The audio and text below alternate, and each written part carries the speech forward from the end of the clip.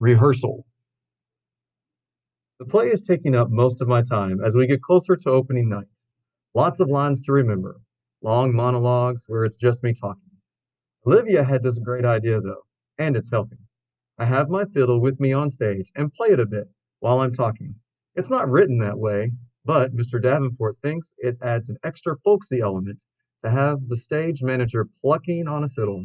And for me, it's so great because whenever I need a second to remember my next line, I just start playing a little soldier joy on my fiddle, and it buys me some time.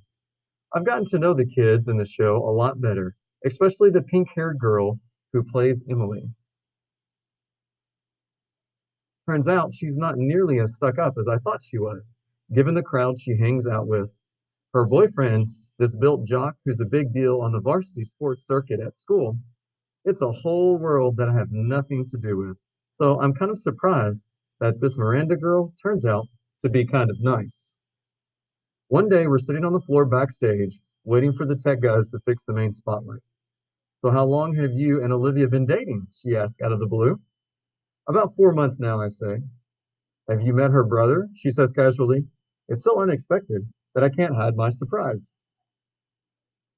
You know Olivia's brother, I ask. Via didn't tell you. We used to be good friends. I've known Augie since he was a baby. Oh, yeah, I think I knew that, I answer. I don't want to let on that Olivia had not told me any of this. I don't want to let her know how surprised I am that she called her Via. Nobody but Olivia's family calls her Via. And here, this pink haired girl, who I thought was a stranger, is calling her Via. Miranda laughs and shakes her head, but she doesn't say anything. There's an awkward silence, and then she starts fishing through her bag and pulls out her wallet. She rifles through a couple of pictures and then hands one to me. It's full. It's of a little boy in a park on a sunny day. He's wearing shorts and a t shirt and an astronaut helmet that covers his entire head. It was like 100 degrees that day, she says, smiling at the picture, but he wouldn't take that helmet off for anything. He wore it for like 2 years straight, in the winter, in the summer, at the beach. It was crazy. Yeah, I've seen pictures in Olivia's house. I'm the one who gave him that helmet, she says. She sounds a little proud of that. She takes the picture and carefully inserts it back into her wallet. Cool, I answer. So you're okay with it? She says, looking at me. I look at her blankly. Okay with what? She raises her eyebrows like she doesn't believe me. You know what I'm talking about, she says, and takes a long drink from her water bottle. Let's face it, she continues, the universe was not kind to Augie Pullman. Bird. Why didn't you tell me that you and Miranda Novice used to be friends?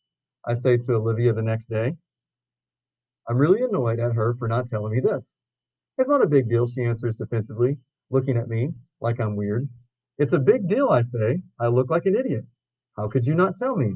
You've always acted like you don't even know her. I don't know her, she answers quickly. I don't know who that pink haired cheerleader is. The girl I knew was a total dork who collected American Girl dolls. Oh, come on, Olivia. You come on. You could have mentioned it to me at some point, I say quietly, pretending not to notice the big fat tear that's suddenly rolling down her cheek. She shrugs, fighting back bigger tears. It's okay. I'm not mad, I say, thinking the tears are about me. I honestly don't care if you're mad, she says spitefully. Oh, that's real nice, I fire back. She doesn't say anything. The tears are about to come. Olivia, what's the matter? I say. She doesn't say anything. The tears are about to come. Oh, read that part. She shakes her head like she doesn't want to talk about it. And all of a sudden, the tears start rolling a mile a minute. I'm sorry. It's not you, Justin. I'm not crying because of you, she finally says through her tears. Then why are you crying? Because I'm an awful person. What are you talking about? She's not looking at me, wiping her tears with the palm of her hand. I haven't told my parents about the show, she says quickly. I shake my head because I don't quite get what she's telling me. Well, that's okay, I say. It's not too late. There are still tickets available. I don't want them to come to the show, Justin, she interrupts impatiently. Don't you see what I'm saying? I don't want them to come. If they come, they'll bring Augie with them. And I just don't feel like here she hits here she's hit by another round of crying that doesn't let her finish talking. I put my arm around her. I'm an awful person, she says through her tears. You're not an awful person, I say softly. Yes, I am, she sobs.